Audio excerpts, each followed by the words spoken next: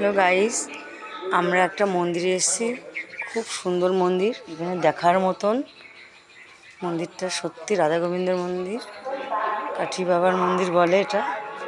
দারুণ, আপনারা দেখলে মন খুব ভালো লাগবে। শান্ত পরিবেশটা দুর্দান্ত, খুব সুন্দর। দেখুন, দারুণ, দেখার মতন। আপনারা সবাই দেখুন। এটা আমাদের হাবড়া কাঠি বাবার মন্দির।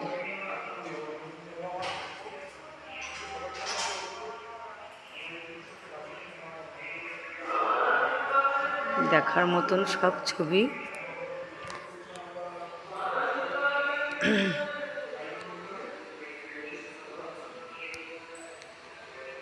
মন্দিরটা আমার এই ফার্স্ট লাইফে আমিও এসেছি, কিন্তু যে আসবে তারই ভালো লাগবে।